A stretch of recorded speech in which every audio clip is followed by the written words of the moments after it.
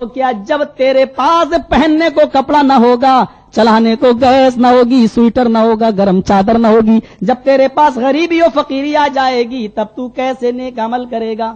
جب امیری کی حالت میں نہیں کر سکتا اور اتنی سہولتیں ہونے کے باوجود نہیں کر سکتا تو غریبی میں کیا کرے گا؟ هل تنتظرون الا فقرا منسیا، کیا تم ایسی فقیری کا انتظار کر رہے ہو جو تم کو سب کچھ بھلا دے؟ پہلی چیز وَغِنًا مُطْغِيًّا، دوسری چیز اگر تم غریب ہو تو امیری کا انتظار نہ کرو۔ کیا تم امیری کا انتظار کر رہے ہو جو تمہیں سرکش بنا دے؟ دیکھیے دونوں چیزیں بیان کی ہیں، امیر ہو تو غریبی کا انتظار مت کرو، اور اگر غریب ہو تو امیری کا انتظار مت کرو۔ اگر امیر ہو ساری سہولتیں موجود ہیں، جب اب تم اللہ کی عبادت نہیں کر سکتے ہو تو غریبی میں نہیں کر سکو گے، اور اگر غریب ہو فرصت ہی فرصت ہے تمہارے پاس، کیا تم اس امیری کا انتظار کر رہے ہو جو تمہیں سرکش بنا دے؟ ابھی تمہارے پاس بیٹھے ہو، کام نہیں ہے، حی علی الصلاۃ، آؤ نماز کی طرف، ابھی تم جا سکتے ہو نماز پڑھنے کے لیے اور وہاں اللہ تعالیٰ سے دعا کر سکتے ہو۔ اور ایک بات سن لیجیے، نماز اگر آپ پڑھیں گے تو رزق اپنے آپ آتا رہے گا، کیونکہ نماز کیا ہے؟ دعا ہے۔ وہ چھوڑ دیجئے مسئلہ فرض نماز کے بعد دونوں ہاتھ اٹھا کر دعا مانگنے والا، وہ کیا ہے مولوی صاحب، وہ ضروری ہے اور مانگنا چاہیے کہ نہیں مانگنا چاہیے؟ انڈیا میں بھوپال میں ایک مولوی ہم سے کہنے لگا تم لوگوں کے اندر ایک بہت بڑی کمی، کھانا کھا لیتے ہو پانی نہیں پیتے ہو۔ میں نے کہا کوئی فرض ہے؟ نہیں پیاس لگی نہیں پیتا ہوں۔ بولا سمجھے نہیں ہو؟ میں نے کہا کیا مطلب، تم نے سمجھایا کیوں نہیں؟ کہا کہ یار تم لوگ نماز پڑھ لیتے ہو دعا نہیں مانگتے ہو۔ میں نے کہا دعا کی ضرورت تمہیں زیادہ ہے، میں نے تو جو کچھ مانگنا تھا عربی میں مانگ لیا۔ کیا مطلب؟ میں نے کہا بھائی نماز کے بعد تم کیا مانگو گے؟ چلو دونوں ہاتھ اٹھا لیے، تم کیا پڑھتے ہو، کیا مانگتے ہو؟ کہ اللہ مجھے دولت دے، اللہ مجھے رزق دے، اللہ مجھے میرے گناہوں کو معاف کر دے، اللہ مجھے نیک راستے پہ چلا، یہی سب کہتا ہوں اور کیا کہتا ہوں؟ میں نے کہا اللہ کا شکر، یہ ساری چیزیں میں نے عربی میں کہہ لی ہیں۔ اللہ اکبر پڑھیے، اللہم باعد بینی و بین خطایا، اے اللہ میرے ان گناہوں کو تو اتنا دور کر دے جتنا مغرب اور مشرق کے درمیان دوری ہے۔ نبی سکھلا رہے ہیں یہ دعا۔ چلیے آئیے، اہدنا الصراط المستقیم صراط الذین انعمت علیہم غیر المغضوب علیہم ولا الضالین، اے اللہ مجھ کو صراط مستقیم پہ سیدھے راستے پہ چلا، صراط الذین انعمت علیہم ان لوگوں کے راستے پہ چلا جن کو تو نے اپنے انعام سے نوازا ہے، غیر المغضوب علیہم ولا الضالین، اے اللہ تو ان لوگوں کے راستے پہ نہ چلا جن کے اوپر تیرا غیظ و غضب و غصہ نازل ہوا۔ ہم نے یہ دعا مانگی، ہاں ہم نے رزق کی بھی دعا مانگی، ایک سجدہ کر کے اٹھے، دوسرے سجدے میں جانے سے پہلے ہم نے پھر پڑھا اللہم اغفر لی ورحمنی وحدنی وعافنی ورزقنی، اللہم اغفر لی اللہ تو میری مغفرت فرما، ورحمنی اللہ تو مجھ پر رحم فرما، وحدنی اور مجھے ہدایت دے، وعافنی مجھے صحت و عافیت میں رکھ، ورزقنی اور مجھے رزق حلال عطا فرما، میری روزی روٹی میں برکت دے۔ ہم نے یہ دعا بھی مانگی۔ ہاں ہم نے جہنم سے بچنے کی بھی دعا مانگی، ہاں ہم نے عذاب قبر سے بھی بچنے کی دعا مانگی۔ اللہم انی ظلمت نفسی ظلما کثیرا ولا یغفر الذنوب الا انت، اللہم انی اعوذ بک من عذاب القبر واعوذ بک من فتنۃ المسیح الدجال۔ یہ ساری دعا ہم نے مانگی، اس لیے ہم نماز کے بعد دونوں ہاتھ اٹھا کر ہم نہیں مانگتے، کیونکہ ہم نے نبی نے جو سکھائی تھی وہ عربی میں ہم نے مانگ لی۔ چونکہ تم امام کے پیچھے سورہ فاتحہ پڑھتے ہی نہیں ہو، تم نے صراط مستقیم مانگی ہی نہیں، تم نے غیر المغضوب علیہم ولا الضالین پڑھی ہی نہیں، تم نے اللہم اغفر لی ورحمنی وحدنی وعافنی وارزقنی یہ دعائیں پڑھی نہیں، اس لیے تمہارے مولویوں نے ایک نئی چیز نکالی کہ بعد میں مانگ لو۔ ہمیں فخر ہے کہ ہم جناب محمد الرسول اللہ کی سکھلائی ہوئی دعائیں پڑھتے ہیں نماز میں، اور تمہیں مبارک ہو تمہاری نماز تم اردو میں بعد میں مانگتے ہو۔ تمہیں نبی کی عربی پر بھروسہ نہیں ہے، تمہیں اپنی اردو اپنی زبان پر بھروسہ ہے، اور ہم نے تو کہا اللہ کے نبی نے جو ہمیں سکھلائی ہم نے وہ مانگ لی ہے۔ یہ تو اپنی اپنی قسمت ہے، تو اپنی قسمت پہ خوش رہو، میں اپنی قسمت پہ خوش ہوں۔ پانچوں وقت کی جو آج نماز کے بعد کیا مانگیں گے، یہی تو ہمارے بہار اور بنگال کی طرف آپ آئیے، نہیں صاحب مانگو، امام صاحب کہہ ایک دعا مانگ رہے ہیں، سب پیچھے کہہ رہے ہیں آمین آمین۔ ادھر بھی ہم نے دیکھا ایک جنازے میں جانے کا موقع ملا قبرستان میں، ایک آدمی دعا مانگ رہا، سب آمین آمین آمین آمین چلا رہے، جبکہ سب کو دعائیں پڑھنا چاہیے. جنازے کی نماز یہاں ہو رہی، اللہم اغفر لحینا و میتنا، پیچھے سب کہہ رہے ہیں آمین آمین آمین. یہ میں نے پاکستان کے اندر دیکھا. دعائیں سب کو پڑھنا چاہیے، جو دعا امام پڑھ رہا ہے وہ آپ کو بھی پڑھنا چاہیے. اللہم اغفر لحینا و میتنا و شاہدنا. تو مولوی صاحب اگر کسی کو دعا یاد نہ ہو تو یہ کوئی مسئلہ نہیں ہے. اب آپ کہو کہ مولوی صاحب کسی کو نماز ہی نہ آتی ہو تو یہ کوئی مسئلہ نہیں ہے. میرے بھائیوں دعائیں سب کو پڑھنا چاہیے. سورہ فاتحہ دعا ہے، سب پڑھتے ہیں. بعد میں جہاں اللہ کے رسول نے حکم دیا آمین کا، وہاں ہم آمین بھی بولتے ہیں. اذا قال الامام غیر المغضوب علیہم ولا الضالین، وہاں ہم آمین کہتے ہیں. آمین وہاں ہم آمین کہتے ہیں کیونکہ وہاں نبی کا حکم ہے. جب تمہارا امام کہے ولا الضالین تو تم کہو آمین، وہاں حکم ہے ہم آمین کہتے ہیں. اب یہاں کا اہدنا الصراط المستقیم، اللہ ہم کو سیدھا راستے پہ چلا، اب کوئی کہتے آمین. یہاں حکم نہیں ہے، ہم نہیں کہتے. کیا یہ کوئی حدیث ہے کہ اللہم اغفر لحینا و میتنا ہم کہیں آمین، شاہدنا و غائبنا ہم کہیں آمین؟ کہاں ہے کوئی حدیث؟ ہے کوئی حدیث تو کوئی آدمی مجھے بھی دکھا دے تاکہ میری بھی اصلاح ہو جائے اور میں بھی اس پر چلنے لگوں، میں بھی اس پر عمل کرنے لگوں، میرے علم میں بھی کچھ اضافہ ہو جائے. میرے بھائیوں ان تمام چیزوں کو چھوڑو، دعائیں سب کو پڑھنا چاہیے جیسے سورہ فاتحہ پڑھی جاتی ہے سب کے لیے.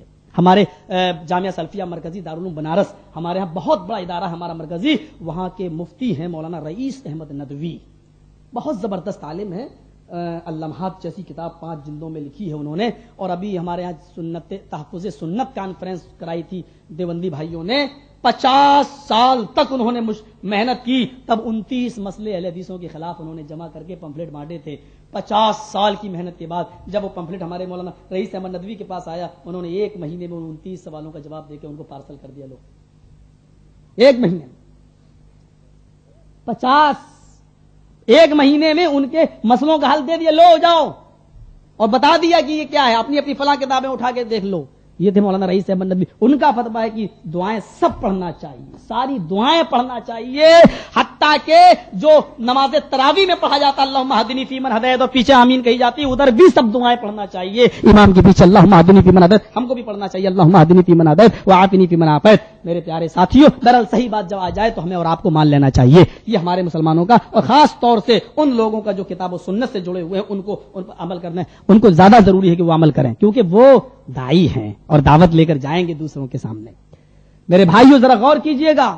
ہاں تو میں کیا کہہ رہا تھا، کہاں پہ تھا؟ ساتھ عمل پر آپ لوگوں کو بھی ہو تو سرکش کر دینے والی عمارت کا انتظار مت کرو. ایسے امیر مت بنو جو تمہیں سرکش بنا دے. آج وقت ہے، جا سکتے ہو، دعا کر سکتے ہو. اللہ تعالیٰ سے نماز پڑھ کے ورزقنی، اللہ مجھے رزق دے تاکہ غریبی آپ کی ختم ہو جائے. یہ ساری دعائیں ہم کر سکتے ہیں. جب تیرے پاس امیری آ جائے گی، دولت آ جائے گی، تب تو جائے گا نماز پڑھنے. اذان کی آواز آ رہی ہے، حی علی الصلاۃ. اب دولت کی اتنی فراوانی ہو گئی ہے کہ یہاں میں اٹھنا چاہتا ہوں نماز پڑھنے کے لیے، وہاں موبائل کی گھنٹی بجتی ہے، تمہارا اتنا ٹرک مال بھر کے آ چکا ہے، فلاں اسٹیشن پہ آ جاؤ، فلاں چوراہے پہ آ جاؤ اور اپنا مال چھڑا لو. اللہ میں نماز پڑھنے جاؤں یا یہاں جاؤں، اگر تم 10 منٹ میں نہیں آتے ہو تو یہ تمہارا مال میں واپس لے جاؤں گا، میں اس کو واپس پہنچا دوں گا. چلو نماز پھر بعد میں پڑھ لیں گے، اب چلیں اپنا مال. ہائے ایک فون آتا ہے، ابھی اس کو بند کیا کہ دوسرے موبائل کی گھنٹی بجنے لگتی ہے. جب تمہارے پاس فرصت نہیں ہوگی تب تم نیک عمل کرو گے. کتنی باریک بات بتائی اللہ کے رسول نے. اگر تم امیر ہو تو غریبی کا انتظار نہ کرو، ساری آرام کی چیزیں تمہارے پاس ہیں، اللہ کا شکر ادا کرو اور وقت نکال کر نماز پڑھ لو. اور اگر تم غریب ہو تو فرصت ہی فرصت ہے، اپنے روٹھے ہوئے رب کو منا لو، راضی کر لو، اپنے رب کو خوش کر لو. امیر ہو جاؤ گے، سرکش بنا دے گی وہ دولت تمہیں اور اللہ تعالیٰ کی پھر عبادت نہ کر سکو گے. جاؤ ابھی اپنے رب کو منا لو. امیر ہو تو غریبی کا انتظار نہیں، اور غریب ہو تو امیری کا انتظار نہیں. 2 چیزیں. تیسری چیز او مرضن مفسدہ، اگر صحت و تندرست ہو تو ایسی بیماری کا انتظار نہ کرو جو تمہیں خراب کر کے رکھ دے، بیکار کر دے. بیکار کا مطلب ایک تو بیماری بخار آ گیا، نزلہ زکام ہو، یہ کوئی بیماری نہیں. جو تمہیں مفسد، جو تمہیں بگاڑ دے. شادی میں کیا ملی؟ وہ جاپانی گاڑیاں چل رہی، ہیرو ہونڈا اور یاما، اور آپ کے یہاں جو چل رہی ہوں گی، ہمیں انڈیا کی بات میں معلوم ہے چل رہی. کیا ملی؟ شادی میں ملی. اب جا رہا ہے، نئی نویلی بیوی کو پیچھے بٹھائے ہوئے ہے، नया ड्राइवर है, फिर भी दिखा रहा है कि नई गाड़ी, एक्सीलेटर पे हाथ घुमाया, तेजी के साथ बढ़ाया, वो या पीछे वाले को चैलेंज दे रहा है, आगे निकल। है क्या भिख मंगनी गाड़ी पे फख्र कर रहा है? वो तो लड़की के बाप ने तुझे भीख में दी है, उस पे फख्र कर रहा है। अरे अपनी मेहनत की कमाई पर फख्र करता तो एक बात भी थी। चला रहा है, एक्सीडेंट हुआ, फिसली गाड़ी, टूट गई टांग, प्लास्टर चढ़ा है, अजान की आवाज आ रही है, हम देखने गए, चलो भाई अजान हो रही, नमाज पढ़। कैसे जाऊं बोले,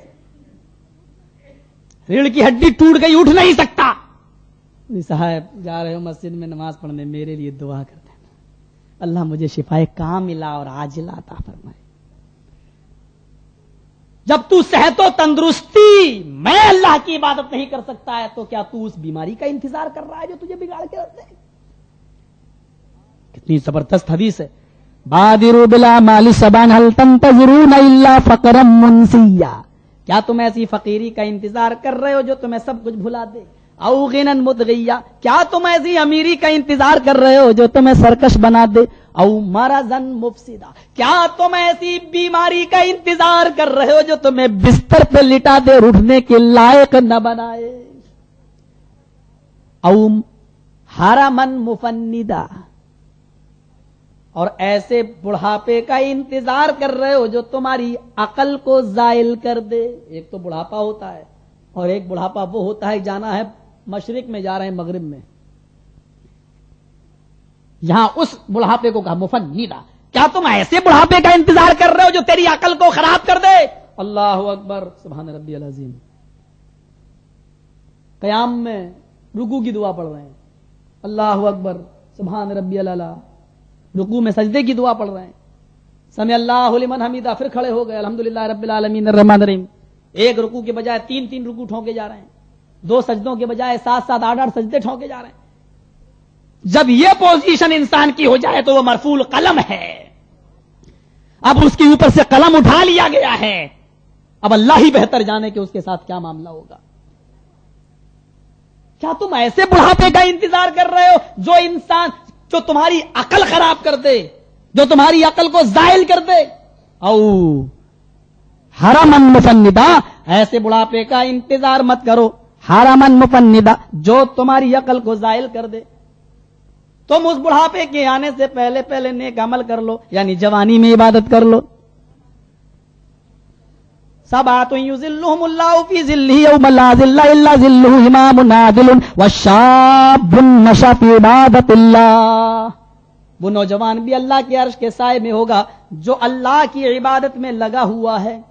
रजुलुन क़ल्बुहु मुअल्लकुन फिल मसाजिद, जिसका दिल मस्जिद में नमाज के लिए अटका हुआ है। ज़ुहर पढ़ के आया है, घर पे काम, खाना ना खा रहा, लेकिन दिल लगा हुआ है कि कब असर की नमाज का वक्त हो, मैं असर की नमाज पढ़ने जाऊं। असर पढ़ के आया कि मगरिब की तरफ दिमाग लगा हुआ है, उसका जहन लगा हुआ कब मगरिब का वक्त हो, मैं मगरिब की नमाज पढ़ने जाऊं। मगरिब पढ़ के आया, बेचैन है कि कब इशा की नमाज का वक्त हो, मैं इशा की नमाज पढ़ने जाऊं। ये नौजवान अल्लाह के अर्श के साए में होगा। ये भी अल्लाह तबारक व तआला, जब कयामत के दिन कोई साया न होगा सिवाय अल्लाह के अर्श के साए के अलावा कोई साया न होगा। सूरज आज हमारी जमीन से 9 करोड़ 30 लाख मील की ऊंचाई पर है, तकरीबन 9.5 करोड़ मील की ऊंचाई पर है, और इसकी 99 बल्कि 99.5% गर्मी को ओजोन लेयर बीच में रोक लेता है।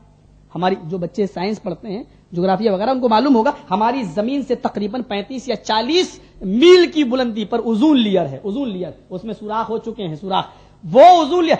सूरज के अंदर 1 crore 40 lakh degree centigrade Celsius ये गर्मी पाई जाती है, और ये गर्मी का भी 99.5% गर्मी को ओजोन लेयर रोक रहा है। सिर्फ 0.5% गर्मी जमीन पर आ रही है। 0.5% गर्मी जब जमीन पर आती है तो मई और जून में हमारा क्या हाल होता है? हम अपने कपड़े और गंजियों बनियान तक उतारने पर मजबूर हो जाते हैं। ये 99.5% गर्मी को जब ओजोन लेयर रोक रहा है, और 0.5% गर्मी जब जमीन पर पड़ रही है, तब हमारा यह हाल है, उस गर्मी का यह हाल है। और तुदन शम्सु यौमल क़ियामति का मिक़दार मील, जब ये कयामत के दिन सूरज 1 मील के फासले पर होगा। हम सवानेजा वाली हदीस हमको नहीं मिली, जिसको मिली वो अपना जिम्मेदार है। 1 मील के फासले पर होगा ये सूरज, 9.5 करोड़ नहीं, 1 मील اوزون لیئر بھی بیچ میں ختم ہوگا اور اس کی ساری گرمی تانبے کی زمین پر پڑ رہی ہوگی. زمین بھی یہ نہیں ہوگی کہ یہاں پسینہ گرے اور جذب ہو جائے. تانبے میں جذب کرنے کی صلاحیت نہیں ہوتی ہے, سکھانے کی صلاحیت نہیں ہوتی ہے.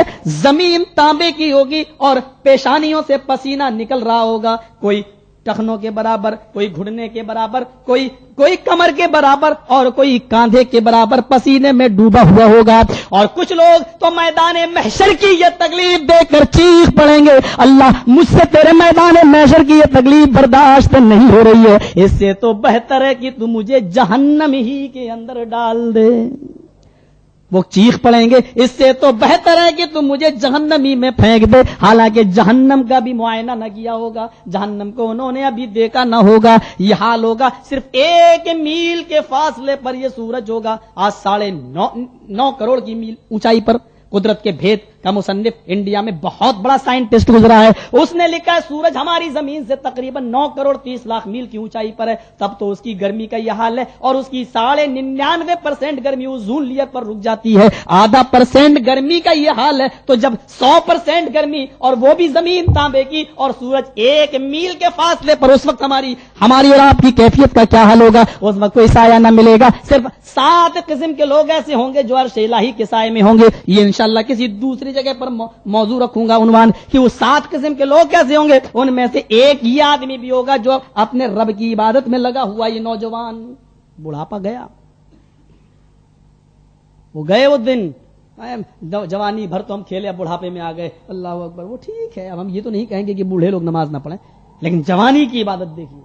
اب حرمن مفندا, یہ جوانوں کے لیے کیا تم اس بڑھاپے کا انتظار کر رہے ہو جو تمہاری عقل کو زائل کر دے؟ 4 چیزیں ہو گئی ہیں, 4 چیزیں. امیر ہو تو غریبی کا انتظار مت کرو, اور غریب ہو تو امیری کا انتظار مت کرو, اور تندرست ہو تو بیماری کا انتظار مت کرو, اور جوان ہو تو عقل کو زائل کر دینے والے بڑھاپے کا انتظار مت کرو. 5ویں چیز وہ ہمارے موضوع سے بھی اس کا تعلق ہے, ان چیزوں کا فکر آخرت سے تعلق ہے. او موتن مجہزا, موت نہیں کہا, مجہز کہا, موتن مجہزا, اور ایسی موت جو اچانک آ جائے. موت تو آنا ہی ہے, کیا تم ایسی موت کا انتظار کر رہے ہو جو اچانک آ جائے؟ جب موت آ جائے گی تب تم عبادت کرو گے. یعنی یہ تو اصول ہے کہ بچہ پیدا ہوتا ہے, پھر جوان ہوتا ہے, پھر بوڑھا ہو کر مرتا ہے. یہ تو فطری موت ہے. ایک موت ہے جو اچانک آ جاتی ہے, گیا اٹیک پڑا, مر گیا. اور اسی لیے مجھز کا لفظ کہا ہے. تم کیا موت کا انتظار کر رہے ہو زندگی میں؟ نہیں, یہ نہیں کہا اچانک آ جانے والی, کیونکہ اچانک موت کا علم کسی کو نہیں ہے. یعنی ہر وقت عبادت میں لگے رہو, کیونکہ تم ابھی جوان ہو تب بھی موت آ سکتی ہے, بچے ہو تب بھی موت آ سکتی ہے. اسی لیے فرمایا کیا تم اس موت کا انتظار کر رہے ہو جو اچانک آ جائے؟ اچانک موت. شادی ہوتی ہے, بیوی گھر میں آئی, میاں بیوی کے تعلقات قائم ہوئے, گھر میں لڑکی پیدا ہوئی. میاں بیوی نے پھر کوشش کی, پھر لڑکی پیدا ہوئی. میاں بیوی نے پھر کوشش کی, پھر لڑکی پیدا ہوئی. میاں بیوی نے پھر کوشش کی, پھر لڑکی پیدا ہوئی. اللہ کتنی لڑکیاں دے گا, اب تو لڑکا دے دے. ہر لڑکی کے بعد لڑکے کی دعا کرتا رہا, 4 لڑکیاں ہو گئیں. دعا میں کمی نہیں آئی, برابر دعا کر رہا ہے, رب حبلی من الصالحین, اللہ مجھے نیک بیٹا دے دے. 4 بیٹیوں کے بعد اللہ نے اس کو بیٹا دیا. کتنا خوش ہوگا؟ ایک نرینہ اولاد مجھے مل گئی, کتنا خوش ہوگا؟ لڑکیوں سے زیادہ اس لڑکے کی محبت, کیونکہ ایک ہی بچہ ہے, ایک ہی بیٹا ہے. لڑکیوں کی محبت پر بیٹے کی, لڑکے کی محبت غالب ہے. اب بھول گیا کہ میں نے کس سے دعا کی تھی اور کس نے مجھے بیٹا دیا. عقیقہ ہوا, دھوم دھام سے عقیقہ کر رہا ہے, ٹیپ ریکارڈ میں فلمی گانے بھی بجا رہا ہے, دھوم دھام سے عقیقہ ہوتا ہے, لوگ مبارکباد دینے بھی آتے ہیں. لڑکا دھیرے دھیرے بڑا ہونے لگتا ہے, 4 سال کا ہوا, اس کے باپ نے اس کو کانوینٹ میں یا کسی ماڈرن اسکول میں اس کو داخل کر دیا. لوگوں نے کہا بچہ ذہین تھا, تم نے اس کو انگلش اسکول میں मॉडर्न कॉलेज में उसको दाखिल कर दिया, दीन उसको क्या मिलेगा, क्या सीखेगा? कहा नहीं साहब, मुझे दीन बराए नाम सिखलाना, उसके लिए मैं किसी मस्जिद के मौलाना को ट्यूशन पे लगा दूंगा। बच्चे पर इंग्लिश का भूत सवार होने लगा और घर में एक मौलवी साहब आने लगे पढ़ाने के लिए। पढ़ाते रहे, यहां बच्चे ने मैट्रिक कर लिया। मौलवी साहब ने बच्चे का जहन देखा, जहन देखने के बाद कहा, इस बच्चे को अगर आप आलिम कुरान बना लें और आलिम हदीस बना लें तो बहुत बेहतर है, क्योंकि आपके बच्चे का जहन बहुत अच्छा है। वही बाप है जो हर वक्त दुआ मांगता था, अल्लाह मुझे बेटा दे दे, बेटा दे दे। आज मौलवी साहब की ये बात नागवार गुजरी। मौलवी साहब को तंज के तौर पे कहने लगा, मौलवी साहब आप मस्जिद में क्या करते हैं? का नमाज पढ़ाता हूं, इमामत करता हूं, बच्चों को पढ़ाता हूं। कहा आपको तनख्वाह क्या मिलती है? मौलवी साहब ने कहा 1500 रुपए। कहा ये तनख्वाह है आपकी महीने की? हाँ। कहा ये तो मेरे बेटे की जब शादी होगी तो इतना तो उसकी बीवी के मेकअप में चला जाएगा। मौलवी साहब बेचारे खामोश हो गए। बेटा तेरा है, तू जाने। कहा मौलवी साहब तुम अपना काम करो, रोजाना पढ़ाने आते हो, आओ, मशवरा देने का तुम्हें हक नहीं। ठीक है। मैट्रिक के बाद बच्चे ने इंटर किया। बच्चा ज़हीन था, साइंस साइड ले लेता है, और इंटर के बाद उसने इंटरव्यू दिया और एमबीबीएस में उसका एडमिशन हो जाता है। बहरहाल एमबीबीएस भी कर लिया, फिर उसने एमडी का इंटरव्यू दिया और एमडी में भी वो कामयाब हो जाता है। सब कुछ करने के बाद अब बच्चा 25 साल का, 26 साल का हो जाता है। बेटे की शादी की फिक्र भी है बाप को। अब शादियों के लिए रिश्ता, लड़की तलाश करने की जरूरत नहीं है, क्योंकि जिनके घरों में जवान बेटियां बैठी हुई हैं वो खुद ही उनके घर वाले आजकल लड़के तलाश कर रहे हैं। ये लड़का तो डॉक्टर है, लड़का तो एमडी है, इस घर में मेरी बेटी बड़े आराम से रहेगी। परेशान तो सिर्फ मुल्ला मौलवियों के घरों में रहती हैं। इसके घर में तो लड़की बड़े आराम से रहेगी। हाँ, प्रॉपर्टी वाला है, जमीन जायदाद वाला है, बिजनेस इसका, चैरिटी, इसकी डिस्पेंसरी चल रही है, इसकी क्लिनिक चल रही है, कम से कम अपने पैरों पे खड़ा तो है। साहब मेरी बेटी भी BUMS या MBBS कर चुकी है, आप मेरी बेटी से शादी कर लो। लड़की देखी गई, हाँ लड़की तो खूबसूरत है, शादी तो कर लूंगा, लेकिन मेरा बेटा घर से क्लिनिक तक जाता है, सारा पैसा रिश्वतों में खर्च हो चुका है, मेरे पास कुछ नहीं है, एक मारुति गाड़ी अगर दे सकते हो तो बताओ। लड़की के बाप ने कहा ठीक है मैं मारुति दे दूंगा, क्योंकि मुझे तो अपनी बेटी की शादी करना है, तुम्हारे घर में जाएगी तो मेरी बेटी कम से कम आराम से तो रहेगी। शादी हो गई, मारुति भी मिल गई। मारुति के ऊपर उसने कट्टे का निशान बना दिया ताकि ये पता चल सके कि ये डॉक्टर की गाड़ी है। सुबह 9 बजे क्लिनिक पे जाता है डॉक्टर, और शाम को 9 बजे वापस आता है। बीवी आटा गूंद के रखती है कि शौहर आएंगे, मैं गरम गरम रोटियां बना के खिलाऊंगी। रोजाना की ये ड्यूटी। 3 महीने हो गए, 4 महीने हो गए, बीवी भी उम्मीद से है। अल्लाह ने सुन ली और बीवी को भी हमल ठहर चुका है। वही डॉक्टर है जो बड़ी दुआओं के बाद अल्लाह ने 4 बेटियों के बाद दिया। क्लिनिक पर डॉक्टर साहब बैठे हुए, ज़ोहर के अजान की आवाज आती है, हय्या अलस्सलाह। डॉक्टर साहब इस्लामी कैस्ट का मरकज सलफी कैसर सेंटर, मंजूर कॉलोनी, गुज्जर चौक, कराची। नब्ज देखते हैं, 100 रुपए फीस ले लेते हैं। 15 मिनट पहले मस्जिद में जाऊंगा, वुजू बनाऊंगा, तब मस्जिद में पहुंचूंगा। 10 मिनट मौलाना को भी नमाज पढ़ाने में लगेगा, सुन्नत पढ़ेंगे 5 मिनट, आधा घंटा जाएगा। आधे घंटे में अगर मैंने 5 मरीजों को देख लिया तो 500 रुपए आ जाएंगे। नमाज छोड़ दी। 500 रुपए का नुकसान कौन करे? या अय्युहल्लज़ीना आमनू ला तुल्हिकुम अमवालुकुम वला औलादुकुम अन ज़िक्रिल्लाह। ऐ ईमान वालों, कहीं तुम्हारे माल और तुम्हारी औलादें तुमको अल्लाह के जिक्र से गाफिल न कर दें। डॉक्टर साहब ने नमाजें छोड़ी, क्लिनिक पर बैठे हैं, रोजाना ड्यूटी निभा रहे हैं, काम कर रहे हैं। शाम को 9 बजे क्लिनिक बंद कर देते हैं। दोपहर में भी फुर्सत नहीं है, इसलिए कोई आदमी है दोपहर का खाना घर से ले जाता है। डॉक्टर साहब क्लिनिक पर ही खाना खा रहे हैं। 4 महीने के बाद क्लिनिक बंद की, लौटते हुए आ रहे हैं, गाड़ी खुद को खुद ड्राइव कर रहे हैं, चलाते हुए आ रहे हैं। यहां से एक माल से भरा हुआ ट्रक गुजर रहा है, ट्रक का ड्राइवर शराब के नशे में चूर है, ओवरटेक करने में गलती हुई है, ट्रक उलट जाता है, मारुति के ऊपर गिरता है, कार के ऊपर गिरता है, कार चकनाचूर हो जाती है, डॉक्टर साहब ट्रक से दब जाते हैं, पेट फट जाता है, खून नालियों में बहने लगता है, उसी डॉक्टर का इंतकाल हो जाता है। गांव वालों ने गाड़ी को देखा, गाड़ी चकनाचूर है, कट्टे के निशान गाड़ी में, एक प्लेट पर बना हुआ जो टूटी पड़ी है, देखा पहचान गए ये तो डॉक्टर की गाड़ी है। एक ने स्कूटर पकड़ा, दौड़ाया, घर पे बैल बजाई, बीवी घर से बाहर निकलती है, अरे मेरे पास क्यों आए हो? डॉक्टर साहब तो अभी लौटे नहीं है, अगर तुम्हारे घर में कोई मरीज है तो डॉक्टर साहब ही देखने जाएंगे, वो तो अभी नहीं आए। वो समझ रही है कि ये कोई परेशान हाल है और मेरे शौहर को अपने घर अपने किसी मरीज को दिखाने के लिए आया हुआ है, ले जाना चाहता है। कह रही है कि वो तो नहीं है। कहा मुझे अपने घर के किसी मर्द से बात कराओ। उसने अपने ससुर को आवाज दी, ससुर साहब आए, लड़के डॉक्टर का बाप आया, क्या बात है? कहा आप हमारे स्कूटर पे बैठिए, यहाँ आपको बता नहीं सकता।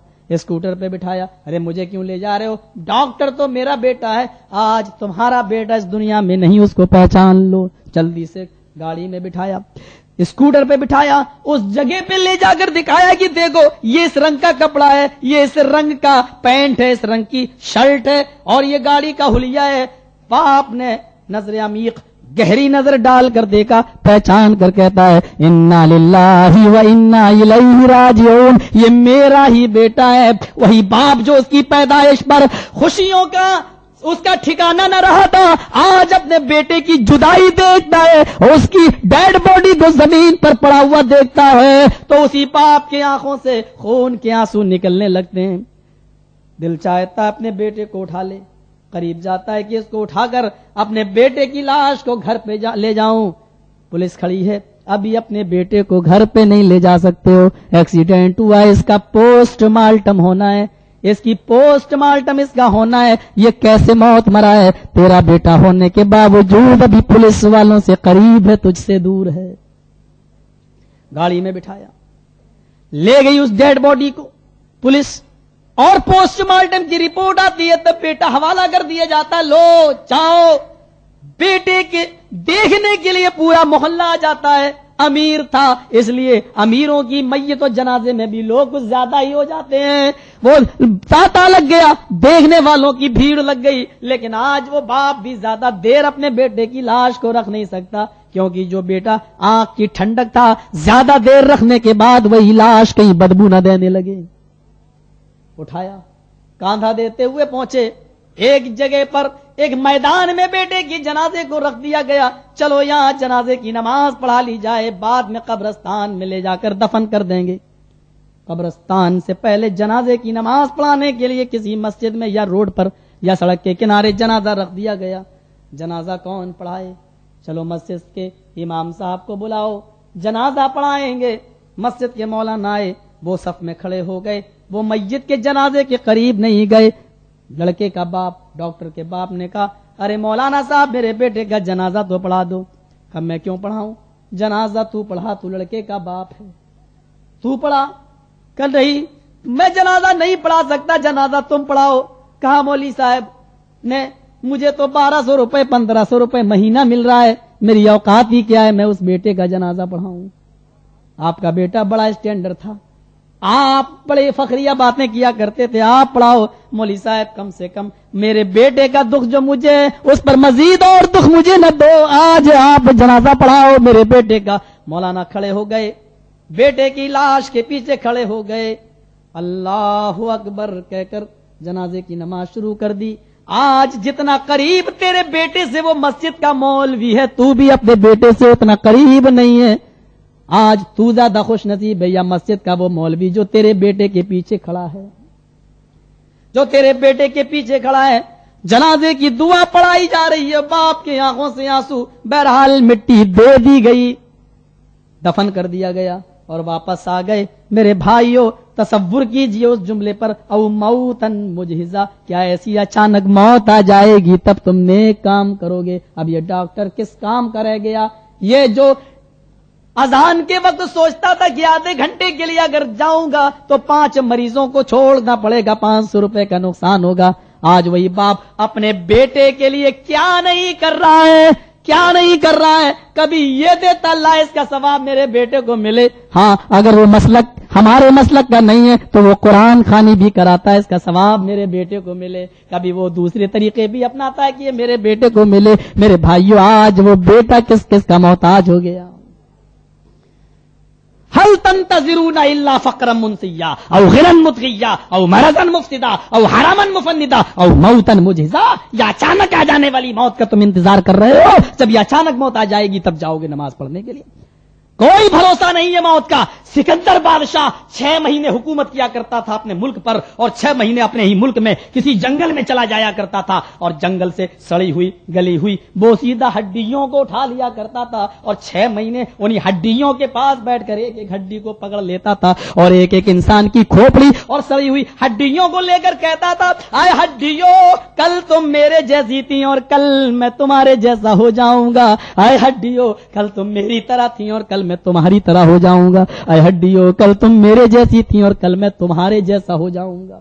ان ہڈیوں کو دیکھ کر کہتا تھا، اے ہڈیوں، جو آج میں سوچ رہا ہوں وہی تم سوچا کرتے تھے، آج میرے جسم پر کتنے اچھے کپڑے ہیں، ایسے کپڑے تم نے بھی پہنے ہیں، اے ہڈیوں، کل تم میرے جیسی تھی اور کل میں تمہارے جیسا ہو جاؤں گا۔ یہ وظیفہ پڑھا کرتا تھا۔ ایک دوسرا بادشاہ اس سے ملنے آیا دوسرے ملک کا، کہنے لگا کیا بات ہے، یہ بیوقوفی کیا ہے؟ کہنے لگا، او بادشاہ خاموش ہو جا، یہ بیوقوفی نہیں ہے، یہ میں اپنی موت کو یاد کر رہا ہوں، اور یہ اس وقت تک میں کرتا رہوں گا جب تک کوئی میرے سوال کا جواب نہ دے دے، میں جنت میں جاؤں گا یا میں جہنم میں جاؤں گا۔ اس سوال کا جواب کون دے سکتا ہے؟ جب تک اس سوال کا کوئی جواب نہیں دے سکتا تو میں بھی یہ وظیفہ نہیں چھوڑ سکتا۔ اپنی موت کو کس طریقے سے وہ یاد کیا کرتا تھا۔ میرے بھائیو، بادشاہ ہو کر ہر انسان جب اپنی موت کو یاد کرتا ہے کہ ایک دن میرا حال کیا ہوگا۔ آج تم ٹی ویوں میں مست ہو، آج تم خرافاتوں میں مست ہو، آج تم ویڈیو سی ڈی میں مست ہو، اور نہ جانے کون کون سی اور یعنی فلموں میں مست ہو۔ تمہیں معلوم نہیں یہ کس وقت رات کے جو بھی ٹائم ہمارے اور آپ کے سامنے ہو 10:30 کا، ذرا تصور کیجئے قبرستان پر، جو آپ کا قبرستان ہے اس وقت، وہاں کتنا اندھیرا ہوگا، کتنا سناٹا ہوگا۔ وہاں بہت سے ایسے بھی ہوں گے جن کے ماں باپ وہاں دفن ہوں گے، جن کی مائیں دفن ہوں گی۔ او لوگو، تم یہاں گناہوں کے کاموں میں ملوث ہو، اور اس قبرستان کے اندر تمہارا باپ تمہاری طرف سے ہونے والی تمہاری نیکیوں کا منتظر ہے کہ کب میرا بیٹا کوئی نیک کام کرے اور اس کی ٹھنڈک مجھے ملے، کب میرے لیے دعا کرے اور اس کا کچھ اجر و ثواب مجھے ملے۔ آج تم کوئی گناہ کرتے ہو اور باپ اس سے روک کر نہیں گیا، تو جتنے گناہ تم کر رہے ہو اس کا عذاب بھی تمہارے باپ کے سروں پہ لادا جا رہا ہوگا۔ وہ باپ کیا سوچتا ہوگا، اس کی روح کو کیا پریشانی ہوتی ہوگی، ذرا تصور کیجئے۔ آج تم یہاں اس علاقے میں خوش و خرم ہو اور گناہوں کے نہ جانے کون کون سے کام کر رہے ہو، اور تمہارا باپ، تمہاری ماں، ہمارا باپ، ہماری ماں قبرستان میں، قبر کے اندر، یعنی برزخی زندگی کے اندر ہماری طرف سے ہونے والی نیکیوں کا انتظار کر رہا ہے کہ کب میرا بیٹا کوئی نیک کام کرے اور میری طرف سے کوئی صدقہ و خیرات کرے جس کی کچھ برودت ٹھنڈک مجھے بھی مل جائے اور میرے عذاب میں کچھ کمی ہو جائے۔ میرے ساتھیو، ذرا اس نقشے کو بھی سوچو اور تصور کرو کہ کیسا سناٹا، اور پھر ہمیں بھی ایک دن اس جگہ پر جانا ہے، ہمیں بھی ایک دن اس جگہ پر جانا ہے جہاں لوگ مٹی دیں گے، جہاں لوگ ہمیں دفن کر دیں گے، جہاں ہم کو دفنایا جائے گا۔ تصور تو کیجئے کہ حضرت فاطمہ جناب محمد رسول اللہ صلی اللہ علیہ وسلم کے انتقال کے بعد وہیں بیٹھی ہوئی ہیں، اور حضرت فاطمہ کے سامنے نبی کا انتقال ہوتا ہے تو حضرت فاطمہ بھی فرط غم کے آنسو روک نہ سکیں اور چیخ چیخ کر یہ جملے کہنے لگی، وا کر بابتا من اجاب ربنداہ۔ بخاری کے الفاظ ہے، یا وا کر بابتاہ من اجاب ربنداہ، وا کر بابتاہ من جنت الفردوس مأواہ، وا کر بابتاہ الی جبریل نناہ۔ ہائے میرے ابو، آپ کو آپ کے رب نے بلایا اور آپ نے اپنے رب کے بلاوے کو قبول کر لیا، آپ کو آپ کے رب نے بلایا اور آپ نے اس کی دعوت کو قبول کر لیا۔ وا کر بابتا من جنت الفردوس مأواہ، ہائے میرے ابو آپ کا ٹھکانہ تو جنت الفردوس ہے.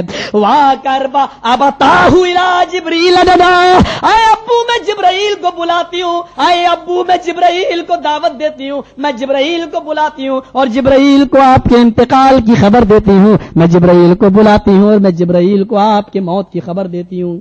وہ لوگوں، تمہارے درمیان بہت سے مسلمان ایسے بھی ہیں وہ تو نبی کو مردہ مانتے ہی نہیں، وہ تو نبی کو کے انتقال کو مانتے ہی نہیں. وہ تو خوش ہو سکتے ہوں گے کہ نبی زندہ ہے، نبی مرے نہیں ہیں، لیکن فاطمہ کے آنکھوں سے گرنے والے آنسو بتلا رہے ہیں کہ لوگوں، نبی کے انتقال کے بعد، مجھے میرے باپ کے انتقال کے بعد میرے اوپر جو مصیبتوں کے پہاڑ ٹوٹے، اگر وہ مصیبتیں کسی پہاڑ کے اوپر گری ہوتی تو پہاڑ ریزہ ریزہ ہو جاتا. وہ مصیبتیں جو نبی کے انتقال کے بعد مجھ پر آئیں، اگر دنوں پر آتی تو دن بھی رات میں بدل جاتے.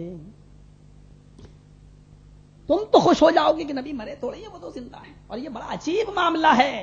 10 بجے کھڑے ہو جاؤ صلاۃ و سلام پڑھنے کے لیے، الصلاۃ والسلام علیک یا رسول اللہ. 10 بجے کھڑے ہو گئے، 10 بجے میرے نبی آ گئے. 12 بجے رات میں کھڑے ہو جاؤ، الصلاۃ والسلام علیک یا رسول اللہ، تو 12 بجے میرے نبی آ گئے. 2 بجے کھڑے ہو جاؤ، الصلاۃ والسلام علیک یا رسول اللہ، تو رات کے 2 بجے میرے نبی آ گئے. تمہارا عقیدہ یہ ہے کہ ہم کھڑے اس لیے ہوتے ہیں کہ جہاں سلام پڑھا جاتا ہے وہاں نبی آ جاتے ہیں.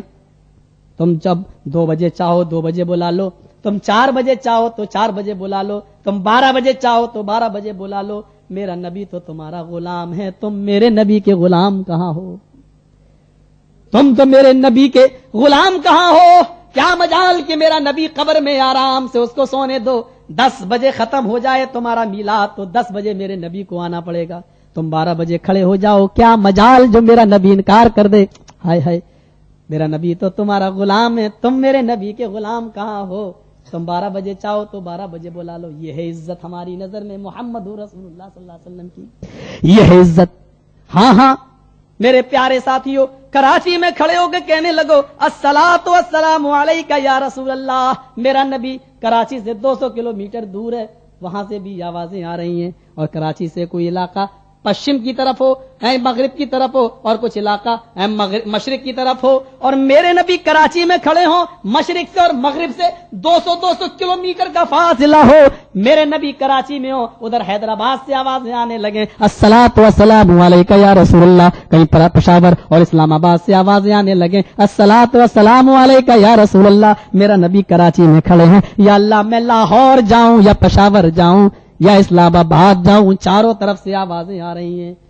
کھینچنے لگے، کوئی ہاتھ پکڑتا ہے، کوئی پیر پکڑتا ہے، وہ کہتا ادھر آؤ، وہ کہتا ادھر آؤ. چاروں طرف سے آوازیں آ رہی ہیں. حقیقت یہ کہ میرا نبی تو کہیں نہیں گیا، لیکن چھینا جھپٹی ایسی ہوئی کہ نبی اکرم کے سارے کپڑوں کو پھاڑ ڈالا، تار تار کر دیا. اور اگر ایسا نہ ہوتا تو کسی کو نبی کی پگڑی نہ ملتی، کسی کو نبی کا جوتا نہ ملتا، کسی کو نبی کی داڑھی کا بال نہ ملتا، کسی کو نبی کا امامہ نہ ملتا، کسی کو نبی کا کرتا نہ ملتا. یہ ساری چیزیں اسی چھینا جھپٹی میں ملی ہیں. تم نبی کا بال رکھے رہو، تم نبی کا جوتا رکھے رہو، میرے پاس تو جناب محمد رسول اللہ کی سیرت رہنے دو. کم سے کم ہم اہل حدیثوں سے یہ چیز تو نہ چھینو. تم نے ساری چیزیں چھین ڈالی میرے سامنے، جناب محمد رسول اللہ کا کردار تو رہنے دو.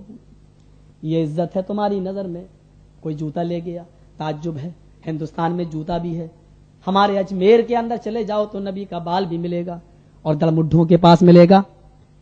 جن کو داڑھی رکھنے کا طریقہ نہیں ان کے پاس ملے گا. کم سے کم ہم سے محمد رسول اللہ تو نہ چھینو. یہ تو رہنے دو شخصیت کو ہمارے سامنے. اور یہ اعلان بھی میں کرتا ہوں کہ انشاءاللہ جو بھی مسئلہ ہے وہ قرآن و حدیث سے ہٹ کر نہیں. تم پوچھو ہم فلاں امام کے مقلد ہیں، نوٹ ہمارے امام کے نزدیک کیسا ہے؟ ہم شافعی ہیں، نوٹ امام شافعی کے نزدیک کیسا ہے؟ ہم نے اپنی بیوی کو 3 طلاقیں دے دی ہیں، نوٹ میں مالک ہوں، امام مالک کے نزدیک کیا حکم ہے؟ ہائے ہائے، تم نے تو اسلام کو 4 ٹکڑوں میں بانٹ دیا ہے. تم اپنے عقیدے کے مطابق کہتے ہو نوٹ ہم یہ ہیں، مجھے میرے امام کے نزدیک بتاؤ. ہم اہل حدیث ہیں، ہم کہتے ہیں ہم نے اپنی بیوی کو 3 طلاقیں دے دی ہیں. قرآن و حدیث سے بتاؤ کہ قرآن و حدیث میں جناب محمد رسول اللہ کا طریقہ بتاؤ کیا ہے. آواز نکلتی ہے کہ اللہ کے نبی کے زمانے میں، ابو بکر کے زمانے میں اور حضرت عمر فاروق کے زمانے میں 2 سال تک ایک مجلس کی 3 طلاقیں ایک مانی جاتی تھی. او موتن مجہزا، موت، انکا میتن و انہم میتون، اے لوگو تم بھی مرو گے اور ہم بھی مریں گے، اے لوگو، اے نبی آپ کو بھی موت آئے گی اور دنیا والوں کو بھی موت آئے گی۔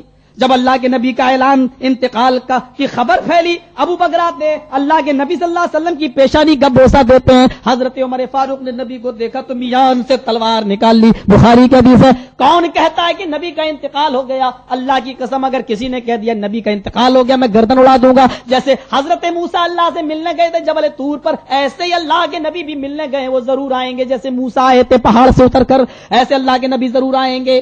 یہ کوئی مجال نہیں تھی کہ کوئی شخص حضرت عمر فاروق کا مقابلہ کر سکے، میان سے تلوار نکال لی اور جنونی کیفیت میں کہہ رہے ہیں اگر کسی نے یہ کہہ دیا کہ اللہ کے نبی کا انتقال ہو گیا گردن اڑا دیں گے۔ حضرت ابو بکر میں ہمت پیدا ہوئی، کھڑے ہو گئے منبر رسول پر، آئے لوگو سن لو، آئے لوگو سن لو، من کان منکم یعبد محمدا فإن محمدا قد مات ومن کان منکم یعبد اللہ فإن اللہ حی لا یموت۔ آئے لوگو سن لو، تم میں سے جو محمد کو رب سمجھتا تھا اور محمد کی عبادت کرتا تھا وہ سن لے کہ فإن محمدا قد مات، کہ محمد انتقال کر چکے۔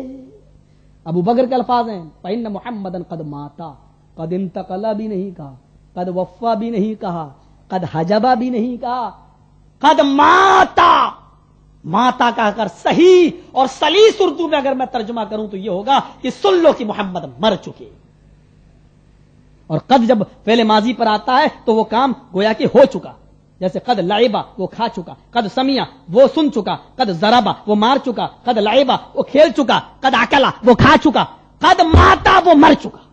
یہ صحیح ترجمہ ہوا۔ اگر کوئی شخص مجھے اپنی نظروں سے گرانے کی زحمت گوارا نہ کرے، یہ صحیح ترجمہ ہے۔ کیا کہا؟ من کان، یہ کوئی اور نہیں کہہ رہا، یہ وہی کہہ رہے ہیں جن کو جنت میں جانے کی 4 سرٹیفکیٹ ملے ہوئے ہیں، یہ وہی حضرت ابو بکر ہیں جن کے اندر ہمت پیدا ہوئی۔ کہا عمر سن لو، ومن کان منکم یعبد محمدا فإن محمدا قد مات، اگر کوئی شخص یہ سمجھتا تھا محمد معبود ہے، محمد کی عبادت کرتا تھا، سن لو محمد مر چکے ہیں، عبادت ختم۔ ومن کان منکم یعبد اللہ فإن اللہ حی لا یموت، اور اگر تم میں سے کوئی شخص یہ اللہ کی عبادت کرتا تھا تو سمجھ لے کہ اللہ زندہ ہے، وہ نہیں مرے گا۔ فإن اللہ حی لا یموت، تو اللہ زندہ ہے، وہ نہیں مرے گا۔ اے عمر، کیا تم نے سنا نہیں؟ قرآن کی آیتیں پڑھی نہیں؟ انک میت و انہم میتون، اے نبی آپ کو بھی موت آئے گی اور دنیا والوں کو بھی موت آئے گی۔ کیا تم نے پڑھا نہیں؟ ومن ینقلب عقبہ، یعنی وہ آیت کہ اگر محمد رسول اللہ صلی اللہ علیہ وسلم تمہارے درمیان ہے، اگر کسی جنگ میں قتل کر دیے جائیں یا انتقال کر جائیں تو کیا تم میدان جنگ سے الٹے پیر بھاگ جاؤ گے؟ کیا کرو گے؟ حضرت عمر کہتے ہیں کیا یہ آیت قرآن میں ہے؟ حضرت عمر فاروق پوچھتے کیا یہ آیت قرآن میں ہے؟ کہا ہاں۔ فرماتے اللہ کی قسم میں اپنے مسئلے سے رجوع کرتا ہوں، مجھے جب ابو بکر نے قرآن کی آیتیں پڑھ کے سنائی تو مجھے ایسا لگ رہا تھا جیسے آج ہی آیتیں نازل ہوئی ہوں۔ قرآن کی آیتیں پڑھ کے سنائی گئی تو حضرت عمر نے رجوع کر لیا۔ یہ مسئلہ ہونا چاہیے ہمارا اور آپ کا۔ اگر کسی عقیدے پر ہم جمائیں اور جب حدیث یا قرآن کی کوئی آیت ہمارے سامنے آئے تو عمر فاروق نے جب رجوع کر لیا تو ہمیں اور آپ کو بھی رجوع کر لینا چاہیے۔ حضرت عمر کہتے ہیں مجھے ایسا لگ رہا تھا جیسے قرآن کی آیتیں آج ہی نازل ہو رہی ہیں، میں نے فوراً اسی جگہ پر اس کو مان لیا اور اپنی قسم کا کفارہ میں نے ادا کر لیا۔ میرے بھائیو ذرا تصور کیجئے کہ اللہ کے رسول صلی اللہ علیہ وسلم کو بھی موت آئی تو ہمیں اور آپ کو موت کیوں نہیں آئے گی؟ او موتن مجزا، کیا اچانک آ جانے والی موت کا تم انتظار کر رہے ہو؟ 5ویں چیز ہو گئی۔ 6ٹھی چیز پر ذرا نظر ڈالو، اب دجال، کیا تم دجال کے نکلنے کا انتظار کر رہے ہو؟ جب دجال آئے گا نیکیوں کے دروازے بند کر دیے جائیں گے، پھر کوئی نیکی قبول نہیں کی جائے گی۔ نیا آدمی اسلام لائے گا تو اس کا اسلام قبول نہیں کیا جائے گا۔ اے لوگو، اس دجال کے فتنے سے آنے سے پہلے تم نیک عمل کر لو، جب دجال آ جائے گا تب تم نیک عمل کرو گے۔ اب کیا تم قیامت کا انتظار کر رہے ہو؟ جب قیامت آئے گی تب تم نیک عمل کرو گے۔ ارے قیامت آ گئی، آج تو بدلے کا دن ہے، اب نیک کام کرنے کا دن نہیں ہے، آج تو یوم الجزا ہے، آج تو بدلے کا دن ہے۔ یہ وہ قیامت ہے جس کو بائبل میں ڈے آف ججمنٹ کہا گیا، فیصلے کا دن۔ دنیا میں بھی تو فیصلہ ہوتا ہے لیکن پورا نہیں ہوتا ہے، اس لیے ایک ججمنٹ، ایک ڈے آف ججمنٹ ماننا پڑے گا جب پورا فیصلہ ملے۔ بھائی ایک بات بتائیے، میں نے ایک آدمی کو قتل کیا، آپ کی عدالت کیا سزا دے گی مجھے؟ قتل کی سزا قتل، اور میں نے 10 کا قتل کیا تو مجھے کیا سزا ملے گی؟ قتل۔ میں نے ایک کو قتل کیا تب بھی قتل، اور 10 کو میں قتل کر رہا ہوں تب بھی قتل۔ تو 10 کو جو میں نے قتل کیا اور اس پر مجھے جو سزا سنائی گئی ہے وہ قتل کی، مجھے قتل کر دیا گیا، یہ ایک قتل کی سزا ہے، 9 قتل کی سزا بھی باقی ہے. اس لیے دنیا کی عدالت اب نہیں دے سکتی ہے. اس لیے ایک عدالت ہے، اللہ کی عدالت، جہاں ہمارے جرم کا پورا پورا بدلہ ملے گا، اور وہ عدالت ہے مالک یوم الدین، قیامت کے دن کا مالک ہے، وہی جزا کا دن ہے، اور وہاں ہماری نیکیوں کا پورا پورا بدلہ بھی ہمیں دیا جائے گا. کیا اس قیامت کے دن کا انتظار کر رہا ہو؟ الیوم لا تملک نفس لنفس شیئا، اس دن کوئی نفس کسی نفس کی مالک نہ ہوگی.